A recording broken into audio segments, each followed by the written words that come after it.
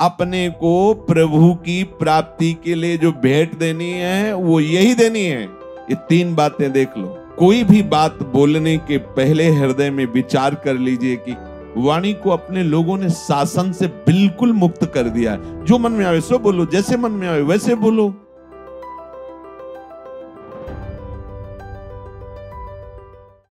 अगर आप इसे स्वीकार नहीं करेंगे तो बहुत काल व्यतीत हो जाएगा। आपको स्वीकार करना होगा। जहां भोगों के छोड़ने की बात आती है, जहां अहम को चकनाचूर करने की बात आती है, जहां रिश्ते नातों को स्वाहा करने की बात आती है, यही भेंट देनी है अपने को। अपने को प्रभु की प्राप्ति के लिए जो भेंट देनी है वो यही देनी है। क्या? अपने शरीर का समर्पण, अपने शरीर संबंधी भोगों का समर्पण, अपने रिश्ते नातों का समर्पण। आप एक ही नाता है, केवल प्रभु के संबंध से। नाते नेह राम के मनियत, नहीं तो नहीं। वो अंजन किस काम का जो आंख में लगाए और आंख फूट जाए है? वो संबंध किस काम का जो परम प्यारे प्रीतम प्रभु से विमुख करके हमें संसार में फंसा दे। अंजन कहां आंख जो फूटे, बहुतक कहो कहां लो। जाते होए स्नेह राम पदे तो मतो हमारो। जिससे प्रभु के चरणों में प्रेम हो जाए, यही हमारा मत है। इसलिए इसको त्यागना अनिवार्य है। उपासक जो सत्संगी है, मीठा बचन उचारिए, नवता सब सू बोल। हृदय माहि विचार के, तब मुख बाहर खोल। मृदु वचन बोलना सीखो। अगर वाणी से किसी के भी हृदय में क्षोभ पहुंचता है तो ऐसी वाणी मत बोलिए। वाणी ऐसी बोलिए मन का। सत्संग तुम्हारे ऊपर असर तब करेगा, पहले आप सुधार कीजिए। कपड़े में रंग चढ़ाने के पहले उसकी अच्छी धुलाई हो जाती है, फिर बढ़िया रंग चढ़ता है। ये बड़ा गंदा है हमारा अंतःकरण, इंद्रियां। तो हमें शुरुआत करनी है वाणी से। परुख वचन, सेवक जी भी महाराज कह रहे हैं, परुख वचन कबहु न कहा। नियम लीजिए, किसी को दुख देने वाले वचन नहीं बोलेंगे। नवता सबसु बोल, दैन्य होकर। तभी अंदर जो छुपा हुआ ठाकुर सबके हृदय में वो प्रकाशित होने लगेगा। जब देखेगा ना कि आप पद्धति से चल रहे, दैन्य भाव से चल रहे, तो मुस्कुराने लगेगा। फिर ये रूप अंतर ध्यान हो जाएंगे, वही दिखाएगा, दूसरा नहीं। कोई भी बात बोलने के पहले हृदय में विचार कर लीजिए कि कहीं ये किसी की निंदास्पद बात तो नहीं, इसमें दोष दृष्टि तो नहीं किसी की, इसमें किसी को दुख पहुंचने वाली बात तो नहीं है। ये 3 बातें देख लो। किसी को दुख पहुंचने वाली बात तो नहीं बोलने जा रहा हूं, इसमें किसी का दोष दर्शन करके बात तो नहीं बोल रहा हूं, किसी की निंदा तो नहीं कर रहा हूं। अगर ऐसा आप, तो वाणी बहुत अपराध करती है। सबसे ज्यादा पाप वाणी से होते हैं। वाणी को अपने लोगों ने शासन से बिल्कुल मुक्त कर दिया है। जो मन में आवे सो बोलो, जैसे मन में आवे वैसे बोलो। नहीं, वाणी एक अमूल है, जो कोई बोले जानी। हे तराजू तौल के, तब मुख बाहर आनी। बहुत संभाल कर। भजन करने वाले उपासक को वाणी पर विशेष ध्यान देना चाहिए। श्री चरणदास जी कह रहे हैं, बिना स्वाद ही खाइए, राम भजन के हेतु। चरणदास कहें सूरमा, ऐसे जीतो खेत। इस संसार रूपी रणभूमि पर यदि विजय प्राप्त करना है तो स्वाद रहित भोजन करने का अभ्यास करो। देखो, ये जो चटोरापन जवान में बैठ गया है, आप इच्छा मत कीजिए। आपके भरण पोषण करने वाले प्रभु हैं। कभी वो स्वादिष्ट पदार्थ मिल रहा है तो बिना स्वाद बुद्धि के भगवत प्रसाद रूप पा लीजिए। कभी रूखा सूखा मिल रहा है उसे पा लीजिए। अगर आपको ही बनाना है और भोग लगाना है तो ध्यान रखना है कि जैसे एक श्री जी को तो अब हलवा खीर ये आप सच्ची मानिए श्री जी ये सब नहीं पाती है। ये तो हमारे लिए आवश्यक है पांच भौतिक शरीर के पोषण के लिए, तो उसका भोग लगता है, क्योंकि प्रभु को पवाए बिना तो वो ऐसे दर्शन कराते हैं। श्री जी और लालजू जो पाते हैं वो केवल प्रेम भोगता है, केवल प्रेम, दूसरा वो पान नहीं करते। हमारे प्रियालाल ये प्रेम स्वरूप है और ये प्रेम की ही क्रीड़ा करते हैं और ये प्रेम का ही भोग लगाते हैं।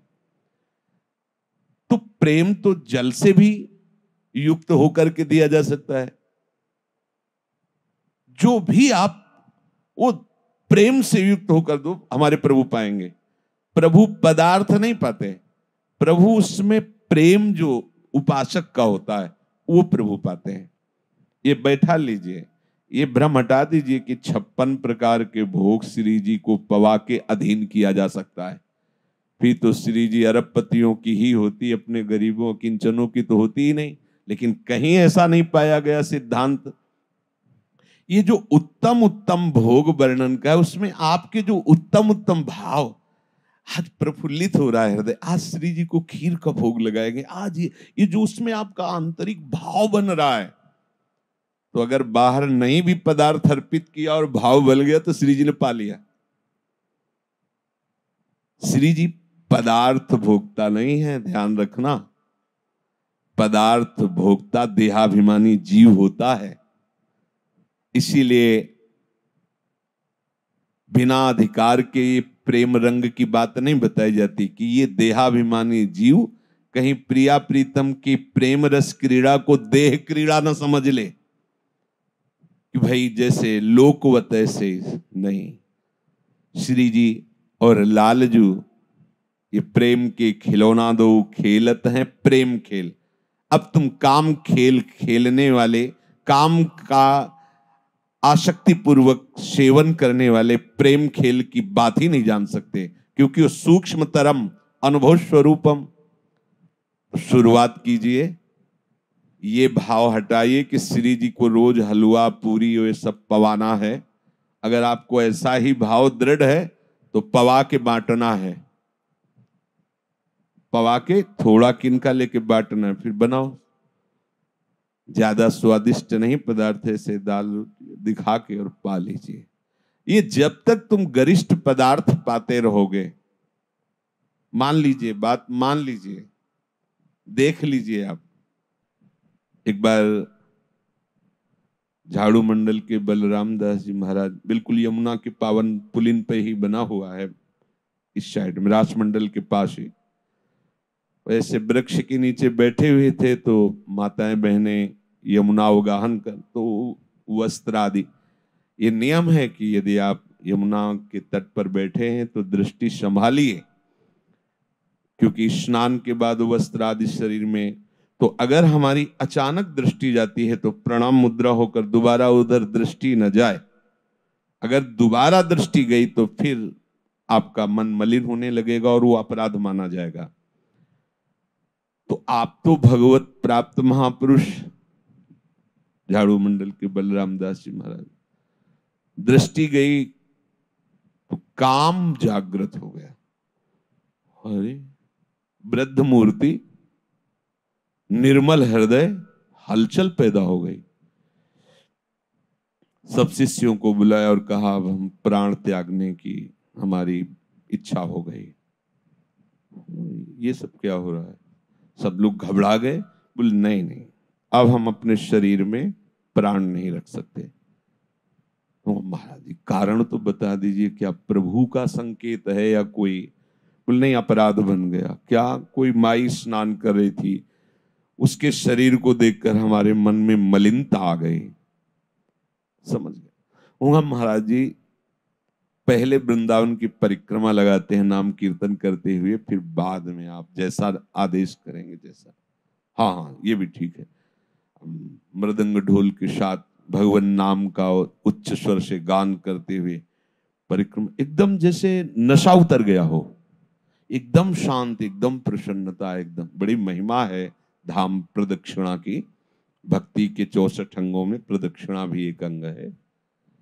तो उनका अरे ये कैसे हमारे अंदर वृत्ति आ गई थी, कितनी निकृष्ट, पहले तो काम और फिर शरीर छोड़ने की बात। कल का प्रसाद कहाँ का था, उसे प्राय भिक्षान आता था। तो कहा कि गोविंद देव जी उस समय विराजमान थे, शायद गोविंद देव जी का, अब तो शायद गोविंद देव जी जयपुर में विराजमान है, वृंदावन के ही ठाकुर हैं। तो उनका प्रसाद है, जाओ जाओ पता लगाओ कल किसका भोग लगा था। तो वहां जाके पता लगाया कल किसकी तरफ से गोविंद देव जी भोग आरोगे। उनका कलकत्ता की एक वैश्या ने भोग लगाया था। बहुत गुस्सा लगी बलराम दास, ठाकुर जी के सामने गए और ठाकुर जी से कहा कि आपका प्रसाद न पावे तो अपराध लगता है, प्रसाद पावे तो हमारा चिंतन बिगड़ गया। बोले हम क्या करें इसमें ठाकुर जी से, जब कहा जाता है कि गोविंद देव जी का प्रसाद है या अमुक ठाकुर जी का प्रसाद है तो हमें पाना ही है क्योंकि हमारे आराध्य देव है, और ना पावे तो अपराध लगता है और पावे तो देखो कैसी बुद्धि कर दी। क्या है ये? तो जो सिद्ध पुरुष होते हैं भगवान उनसे बात करते हैं। सिद्ध पुरुष का मतलब होता है प्रभु के सिवा जिनके हृदय में कहीं कोई राग नहीं है, तो उनका प्रभु से इतना अपनापन होता है जैसे छोटे बच्चे का माँ से होता है। वो लड़ भी सकते हैं, वो बात भी कर सकते हैं, वो रूठ भी सकते हैं। तो माँ जैसे बच्चे को मनाती ऐसे प्रभु मनाते हैं।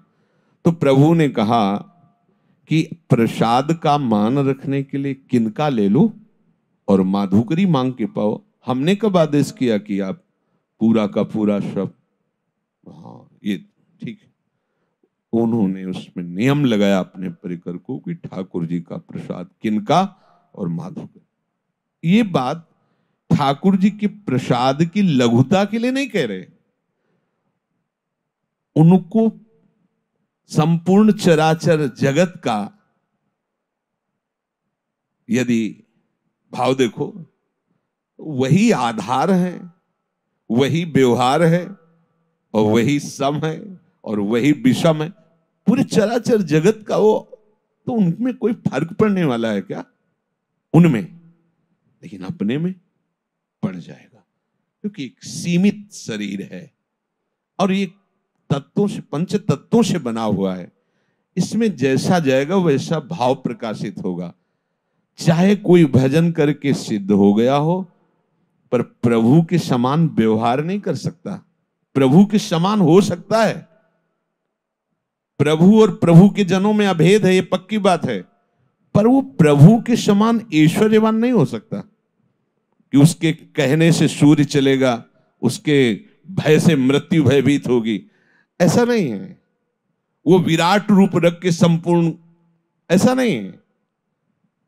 वो उसी समुद्र में तरंग लीन हो गई, वो समुद्र में हो गया, पर तरंग समुद्र नहीं प्रकट कर सकती, पर समुद्र करोड़ों तरंग प्रकट कर सकता है। इतना भेद बना ही रहता है। यहां कह रहे हैं कि बिना स्वाद ही खाइए।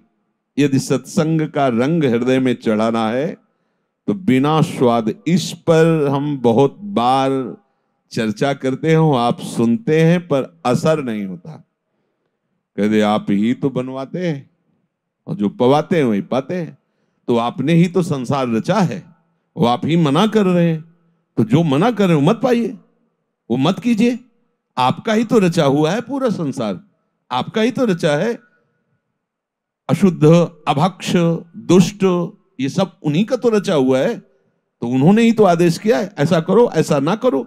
जो कहते हैं ना करो वो ना करो, उसमें थोड़ी कि आपका ही दिया हुआ है, तो फिर और कुछ भी आपका दिया हुआ है। ऐसे ही आपको समझना होगा। कुछ समय तक आप थोड़ा लड़िए इस बात में, फिर आपका स्वभाव बन जाएगा। बहुत आनंद आता है भजन में। ये भोजन चौपट कर देता है भजन को, और ये भोजन ही भजन में तन्मय कर देता है। दोनों बात समझ लीजिए। पूज्यपाद श्री उड़िया बाबा जी महाराज ने कहा है कि रसमय भोजन तो नीरस भजन, और नीरस भोजन तो रसमय भजन। अब देख लीजिए, एक तरफ गुलाब जामुन खीर और चकाचक, और एक तरफ राधा नाम सुधा रसम।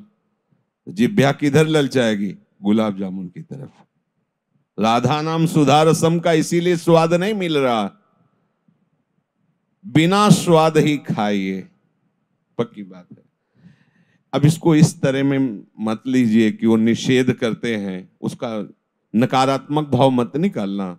वो तो निषेध करते हैं कि श्री जी को बस रूखी सूखी रोटी लगा, ऐसे कैसे हो सकता है हमारी श्री जी रूखी सूखी रोटी पाएंगे? ऐसा भाव हम कह रहे हैं तुम्हारा है तो रोज 56 भोग लगाओ और थोड़ा किनका ले लो और आप रूखी सूखी पाओ, पाना ही पड़ेगा यदि भजन करना है।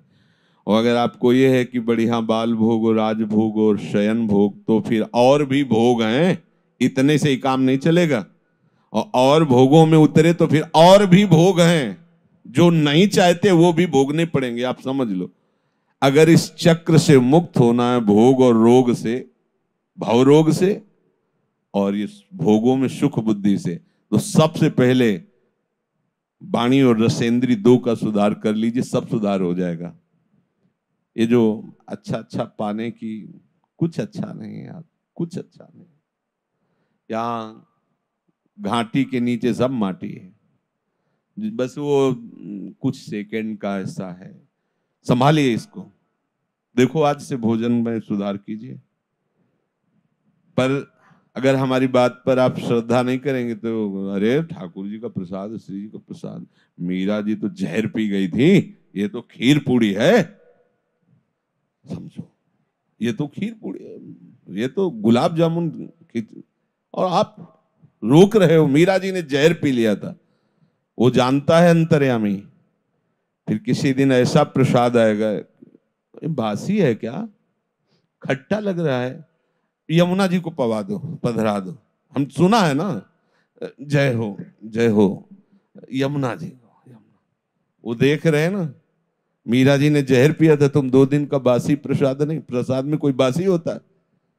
ये चतुरता मत करना, नहीं अति नागरी वृषभानु किशोर रूप राशि अति चतुर, फंस जाओगे। बिल्कुल सीधे भाव में रहो। बिना स्वाद ही खाइए, किस लिए? बोले राम भजन के हेत, प्रभु का भजन करने के लिए। चरण दास कहे सूरमा, वही योद्धा है भगवत मार्ग का, जो इसको सुधार ले। जैसे कुछ ऐसे विरक्त जन हैं जिनके पास भोजन की अव्यवस्था है, कभी कभी जैसे कहीं भंडारा हो रहा है, उनको ऐसा पाना पड़े, तो हमने बड़े बड़े महापुरुषों से इस विषय में चर्चा जब की, तो उनका पहली पंगत हो जाने के बाद दूसरी पंगत में बैठना नहीं है, वहां जाके याचना करनी कि अगर आप दे सकते हैं तो सब्जी दे दीजिए, 4 पूड़ी दीजिए, आगे जो मीठा दक्षिणा और ये सब नहीं, कुछ नहीं बिगड़ेगा, कुछ नहीं बिगड़ेगा। वहां से हटिए, यमुना के पावन पुलिन पर बैठकर पा लीजिए, भजन में कोई विघ्न नहीं पड़ेगा। पर अगर बैठ करके और ऐसे, तो फिर आप खुद अनुभव कर लीजिए, अपने खूब अनुभव किए हैं क्योंकि विचरण किए, उसको आप देख लीजिए। पूज्यपाद उड़िया बाबा की उसमें सुनाया भी है कि एक बार पूरी मंडली बाबा की जा रही थी, तो गांव में एक धनी मानी आके प्रणाम किया और कहा आज रुक जाइए प्रसाद। तो कहा हम गांव के अंदर तो रुकेंगे नहीं, बाहर वृक्षावली थी, वहां रुक गए। बाबा उड़िया बाबा और परिकर, बहुत सुंदर सुंदर प्रसाद पवाया सबको। सुबह हुआ तो सब एक दूसरे के मुख की तरफ देख के कह रहे थे आज तो हमें नियम भ्रष्ट हो गया हमारा। दूसरे ने कहा हमारा भी, सबने बताया। और बाबा तो परमहंस ब्रह्म स्वरूप, वो तो जरा से पद्मासन में बैठे, इतनी सामर्थ्य। तो बाबा ने बुलवाया उस व्यक्ति को और कहा साहब जितने साधु जन हैं सबके नियम भंग हो गए, क्या बात है, सही बताओ, कोई अपराध नहीं लगेगा? तो उनका हमारे पुत्र नहीं होता, हम पुत्र की भावना से पति पत्नी ने मिलकर के स्वयं बनाया और अच्छे अच्छे पदार्थ, सबका ब्रह्मचर्य नष्ट हुआ, सबका स्वप्न दोष हुआ। देखो, अन्न का प्रभाव, भोजन का प्रभाव, इसीलिए विरक्त को भिक्षान्न, किसी एक का अन्न नहीं। बस उसमें जो ये देखना है कि जिस दिन बहुत रुचिकारी भोजन हो, जो बहुत अच्छा लगता हो, उसको थोड़ा ले लीजिए, बकाया मत लीजिए। है हिम्मत कि आज तो जुवति तेरो बदन आनंद भरे, एक तरफ ये है और आज तो ये है। अब उधर से ये हम सत्संग का असर कैसे हमारे ऊपर हो उसकी बात कर रहे हैं। बिना स्वाद ही खाइए राम भजन के हेत, चरणदास कहे सूरमा, ऐसे जीतो खेत। ऐसे ऐसे चलो, तब जीत जाओगे। इस माया की रणभूमि में तुम विजय प्राप्त करोगे। उसे सूरमा कहा है। वही बलवान है जो वर्तमान में उपस्थित भोग का त्याग कर सके। पीछे तो सब डींग हाँकते हो, जब सामने उपस्थित होता है, अब शाम से देखेंगे, आज तो छक्के पा लेते, शाम से देखेंगे, वो शाम कभी जीवन में नहीं आएगी। त्यागना है तो अभी, काल करे सो आज कर, आज करे सो अब, अभी अभी सामने वर्तमान में आए हुए भोग का त्याग जो करता है वही त्यागी है। भविष्य में त्याग कर देंगे उसे त्यागी नहीं कहते। वर्तमान में जो सामने उपस्थित, नहीं, रूखा सूखा खाई के ठंडा पानी पियो, देख पराई चूपरी मत ललचावे जीव। जो बोले तो हरि कथा, नहीं तो मौन गहे सदा ध्यान, चरण दासे धारणा धारे सो सज्ञान। अगर बोलना है तो नाम बोलो, भगवत चर्चा बोलो, नहीं तो मौन रहो। अब इस बात पकड़िए आप, मौन गए तो ध्यान। अगर बोलना है तो नाम कीर्तन कर रहे हैं, पद गायन कर रहे हैं, प्रभु की लीला के विषय में बात कर रहे हैं। चरण दास ये धारणा, श्रवण और मनन, फिर उसे धारणा। अगर ये धारणा धरे तो वही सत्संगी, वही सज्ञान। हमारे हृदय में ये बात बैठ जानी चाहिए कि जो संत महापुरुषों के द्वारा निकले हुए वचन है वो हम तभी धारण कर सकते हैं जब हमारी वाणी पवित्र होगी, जब हमारा भोजन पवित्र होगा। एक जगह वर्णन है कि अगर ये 10 पवित्र हो तो ही बात बनेगी। कह रहे हैं कि स्थान, दूसरा अन्न, तीसरा पेय पदार्थ जल। बहुत समस्या है कलयुग में, बहुत जल्दी भगवत प्राप्ति होती है तो बहुत समस्या है। अभी परसों ऐसा दूध मिला, भारी परेशानी उससे। मतलब दूध जैसी, दुग्ध जैसी पावन वस्तु में कैसे केमिकल मिला के दिए जा रहे हैं। अब किस पर विश्वास करें? कहां? गौ कोई पालना नहीं चाहता, फ्लैट में गौ कैसे रखे? अच्छा, कुत्ता रखा जा सकता है फ्लैट में, नहीं? वो कुत्ता, देखो कलयुग का प्रभाव। भगवत प्राप्ति बहुत जल्दी हो जाती है कलयुग में। बहुत कृपालु है भगवान, जो 10,000 वर्ष वो 24 घंटे नाम कीर्तन से फल प्राप्त हो जाता है। बहुत महिमा है, पर साथ में ये भी है हमारा आहार गलत होता है। किसी भी यज्ञ या व्रत अनुष्ठान को भंग करने के लिए थोड़ा सा अभक्ष पदार्थ डालने की कोशिश आसुरी प्रवृत्ति वाले करते थे। अब जरूरत नहीं उनको, क्योंकि सिद्ध ही नहीं होगा। अब घी कहां से खरीदे? मतलब भगवत आराधन कहां से खरीदे? आप एक ट्रक घी ले सकते हैं, एक ट्रक घी। हजारों किलो खोया ले सकते हैं, व्यवस्था है, पर गाय कहां है? कहां इतना पशु सेवन हो रहा है? कहां इतनी भारी व्यवस्था हो रही पशुओं की सेवा की? वृत्ति जा रही है। शरीर रोग से ग्रसित, चिंता, नाना प्रकार की परेशानियां। केवल रोटी अगर आप खाएंगे तो उसमें भी इतनी खाद पड़ी है। 8 मन 1 बीघे में होता था हमारे समय में। इस समय 45, 50, 60 मन 1 बीघे में होता है। अन्न बढ़ गया, लेकिन स्वास्थ्य रहित हो गया, स्वाद रहित हो गया। बड़ा अब करे तो करे क्या करे। सब्जी घरों में केवल हल्दी उसमें सिलबट्टा में पीस के थोड़ी धनिया ऐसे छौंक, तो घिया छप्पर से उतार ली जाती थी तो ऐसे स्वस्थ। अब घिया तो इतनी बड़ी है पर शाम के उसमें इंजेक्शन लगा, केमिकल लगा के कहा हम कैसे क्या करें। आप देखो जब ऐसे दृष्टि डालो तो अच्छा बोले हमारे घर में गाय बंधी हुई है, अब उसको राशन क्या पवाते हैं, भारी से भारी ऐसी वस्तुएं डाल डाल करके गेहूं की फसल में, तो उस पौधे पे पूरा अन्न पे असर, उसी का भूस उसी की घास और वही जाएगा, वो दूध बनेगा। ठीक है आप दूध निकाल, लेकिन उसमें कितना दूषित पदार्थों के द्वारा गाय छोड़ दी गई। 5-5 हजार बीघे ऐसे खाली पड़े हैं, उधर सैकड़ों गायें चर रही दिन भर, फिर वो जो दूध का पा करके दुग्ध बना वो ऐसे पियो, ऐसे स्वास्थ्य एकदम। कलयुग का प्रभाव बढ़ रहा है, हर पदार्थ दूषित।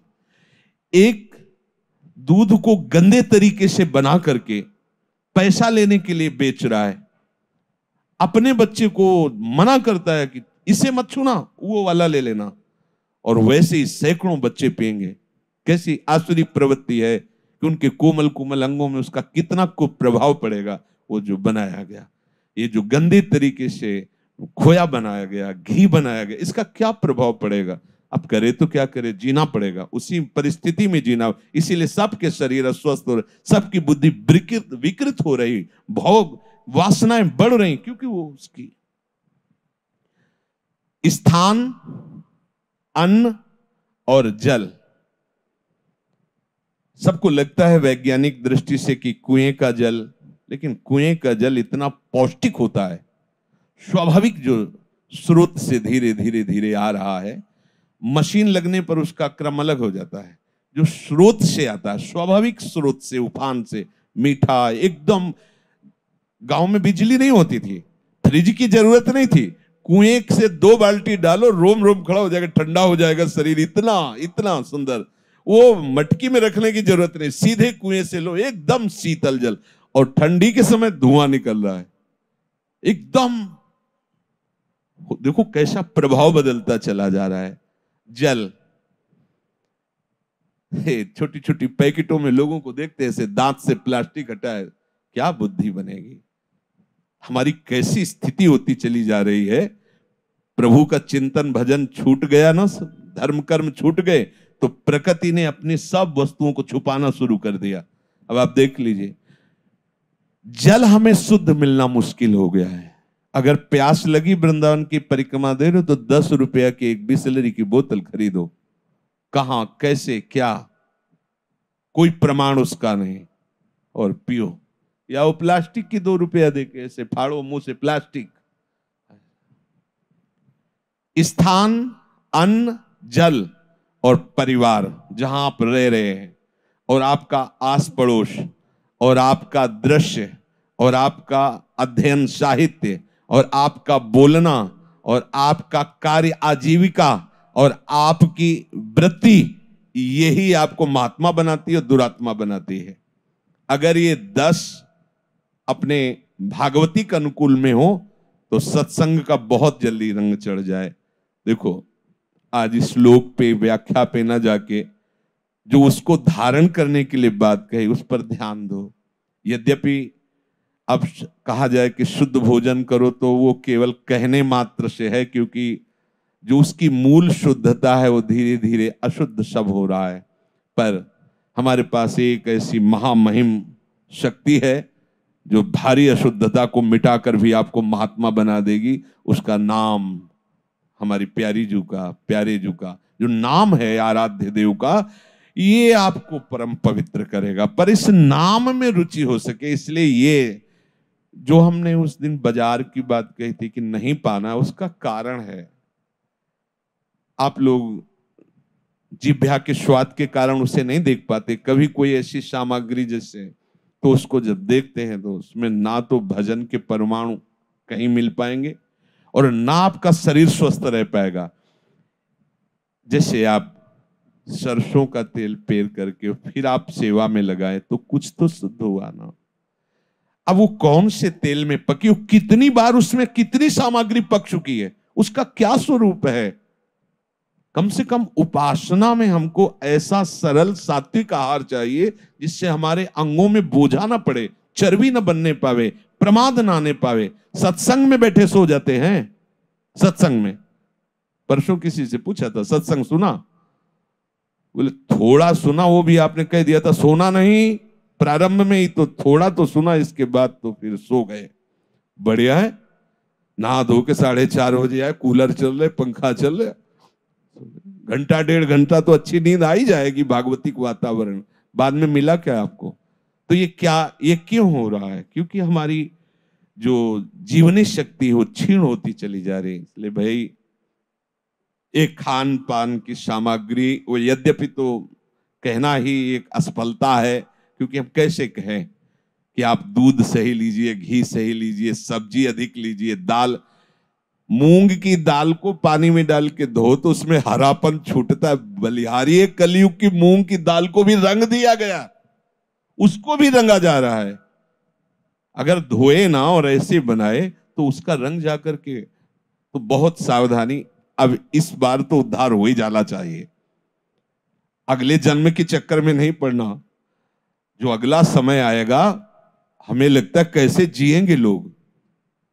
बोलो दूध पे हम विश्वास नहीं कर सकते, घी पे विश्वास नहीं कर सकते, हरी सब्जी पे विश्वास, अब हम जिए तो कैसे जिए भाई? ये तो है ना कि दूध घी आदि ये पवित्र चीजें पाइए। तो किसी डॉक्टर ने किसी को बोला था, परसों नरसों बता रहे थे कि जो दूध पी रहे हो ये जहर है, तुम्हारे लिए बहुत नुकसानदायक है।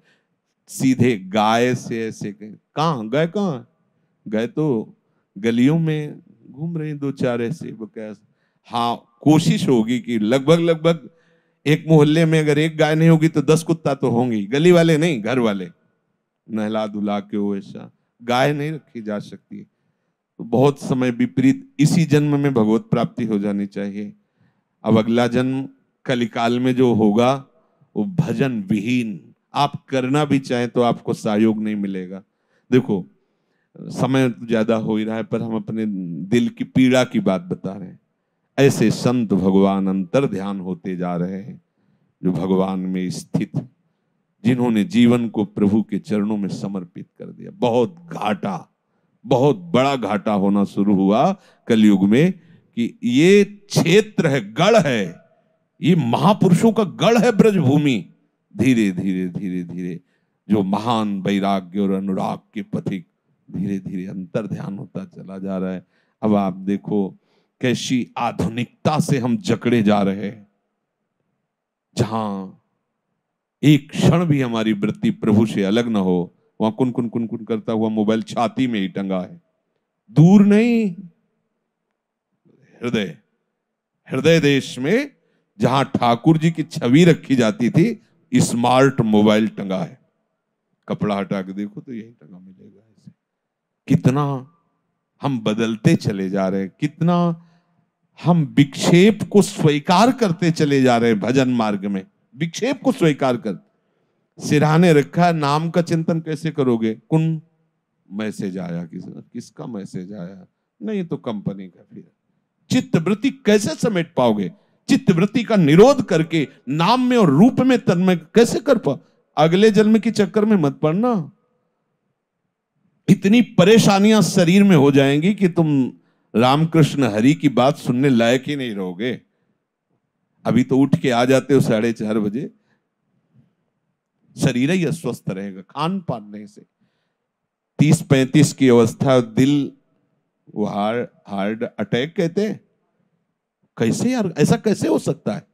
ऐसा कैसे हो सकता है? 55 के ऊपर की बात तो समझ में आती, 30-35 वर्ष की अवस्था को प्राप्त शरीर में अटैक कैसे हो सकता है? हो सकता है क्योंकि खान पान सब जहरीला हो रहा है। सावधान हो जाओ। इतने कम समय में भगवत प्राप्ति कराने की सामर्थ्य कलयुग की है। बहुत बड़ा प्रतापी है, बहुत बड़ा प्रतापी, जो बड़ी बड़ी तपस्याओं से काम नहीं बनता और नाम कीर्तन से करवा देगा कलयुग। पर उसके और भी कुछ ये हैं ऐसे, अगर इनमें नहीं संभले तो भजन में मन नहीं लगेगा। इतने सत्संगियों में काफी ऐसे होंगे जो पूरा सत्संग निकल जय अच्छा आओ चलो फिर मंगला में जो बजने लगता है तब उनके नेत्र खुलते हैं, बहुत ध्यानस्थ होकर सुनते हैं। हम देख आपकी तरफ रहे हैं लेकिन समझ काफी है, तो समझ में आ जाता है कि इधर से नींद की तरंगे आ रही है, इसी सभा में है। इसलिए हम दोष नहीं देते, क्योंकि आपका आहार विहार तो संभलिए, वाणी को संभालिए, स्वाद दृष्टि को संभालिए, और अंदर से जलिए कि इसी जन्म में भगवत प्राप्ति हो जाए, अगला जन्म ना हो, क्योंकि अब जो अगला आएगा तो और पगला कर देगा। हाँ, अब श्री जी के लायक नहीं रखेगा ये। अभी तो गुरुजनों के दर्शन हो रहे हैं, कुछ महापुरुष धीरे धीरे सब। अभी परसों के दिन एक सिख समुदाय से तो वो आए थे, तो उन्होंने कहा कि हम तरसते हैं कि हमें संत दर्शन हो जाए। हमारे गुरुदेव नानक साहब ने कहा है, जो सर संत के सामने झुकता है वही मुझे प्यारा है। तो बोले हम तरसते हैं। यहाँ हम बोले बहुत कोशिश करके आए अंदर और दर्शन किए, तो बोले हम यही संत दर्श के लिए तरस। तो वो काफी देर चिंतन में बात रही कि बात सही है, जिस गली से निकलो बड़े बड़े महापुरुष भजनानंदी, आज सब देखो पूज्य बाबा चंद्रशेखर जी महाराज जहाँ विराज, जब दृष्टि जाती तो हक से होता है, या अगर कहीं एक ऐसा कुछ बाबा की पादुका या कुछ ऐसा, तो चलो आओ सब ऐसे बड़े बड़े महापुरुष जिनका चिंतन केवल भगवत प्राप्ति जीवों को कैसे हो, रात दिन। पूज्य स्वामी श्री राम सुखदास जी रात दिन यही सोच कि जीवों का कल्याण कैसे हो। भाई जी महाराज बड़े बड़े संत, गिरिराज जी सुशोभित हो रहे थे पंडित गया प्रसाद जी से। आपको लगेगा कैसी गलत बात कर रहे हो, गिरिराज जी नहीं, पंडित गया प्रसाद जी सुशोभित हो रहे थे गिरिराज जी से। देखो वो तो प्रभु है ही, उनमें तो कोई संशय नहीं, लेकिन उनका परिचय बताने वाले जब वहां हैं तब उनकी विशेष शोभा होती है। ऐसे महापुरुष सब अंतर ध्यान हो गए। अब ज्यादातर हमारी वृत्तियां रजोगुणी होकर भोगों में लग रही। काम बना लो, इसी जन्म में भगवत प्राप्ति हो जाए, ऐसी दृढ़ निष्ठा करो और कष्ट सहकर चलो, कष्ट सह जाओ। मानो मेरी बात, नहीं आगे जो जन्म आने वाला है, आगे जो पीढ़ी आने वाली है, सतमार्ग लुप्त हो जाएंगे। जैसे समय तो बहुत हो गया है, पूर्व में हम सुनते थे कि वर्णाश्रम धर्म लुप्त हो जाएगा, पर जब हम नैष्ठिक ब्रह्मचर्य में थे तो 50 ब्राह्मण सुबह आकर स्नान करके यज्ञोपवीत पहने त्रिकाल संध्या करने वाले 50 ब्राह्मण जाम रहते थे। 50 अपने अपने कोने में सब बिछाए कुशासन, सब सुबह मध्याह्न सायं में। देखो अभी ज्यादा समय नहीं हुआ, 30-40 वर्ष हुए होंगे, और संध्या क्या है, ब्रह्मणत्व क्या है, खत्म। ऐसे ही आगे जब समय आएगा, साधु क्या है और भजन क्या है और भगवत प्राप्ति क्या है, ये धीरे धीरे ये न सुनने को मिलेगा, न समझने को मिलेगा, न चलने का उत्साह होगा। अभी सुन तो रहे हो आप, कृपा करके सुनने को तो मिल रहा है। अभी आपके हृदय में बचा है आध्यात्मिक बल, जिससे आप चलने के लिए तो सोच रहे। आगे ऐसा समय आएगा कि आप सोच भी नहीं पाएंगे इधर चलने। इसलिए पक्की तैयारी करो, इसी जन्म में श्री जी के पास चलना है। राधा वल्लभ लाल।